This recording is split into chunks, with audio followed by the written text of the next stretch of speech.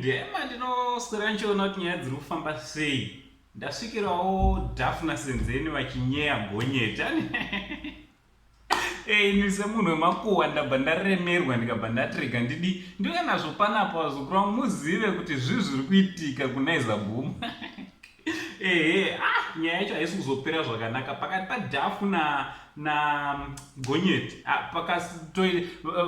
Vasikana ava pakangoita nokecha mafeelings cheteka pachadamburana vanhu vainongoti gwaya pana mbudzi pakati penyu.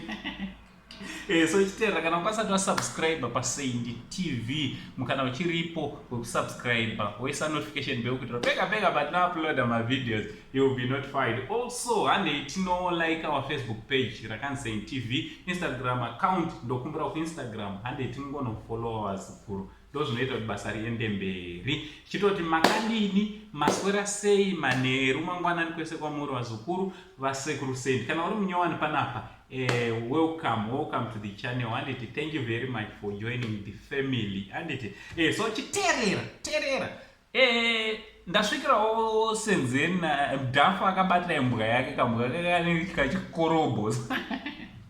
Andinoti handisi kuti Gonyeti kachikorobo ndati kambwa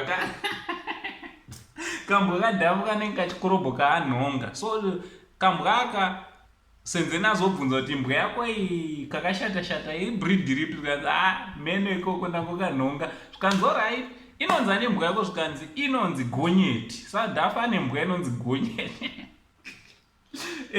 So handisi kuzwa kuti matambiro akadai ekuti vakutodanidzana kutoti imbwa kwakutotsvagwa imbwa dzichipiwa zita remunhu kutamba kwanaka here vazukuru, because macelebrities mazhinji amunoziva vanotukana nekunyumbana nekuita sevacharovana vakakecha mafeelings vamotoziva vazhinji vakangotanga sekutamba. So havazopesere yatovabatai here musikana wekuna Izaboom uyu newekubus-stop kumakomedo.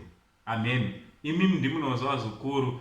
Hande tinoona kavidheo kachona kaita munozvinzwira mega kuti hapazoite kukecha mafeelings here vanhu vakapesa vakutoti aiwa Dhafu ndakutoda nezvako pauzvibhakera, uyu Gonyeti wachitoti aiwa Dhafu achitoti Gonyeti ka ndoda kutoti topinda apa.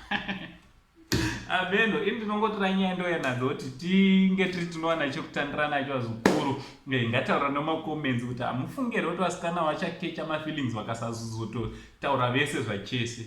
From Uncle Saindi, the only Zimbabwean uncle. Aindonakira vazukuru, fara uri kwauri koko hapana chekumirira chibva ndati much love.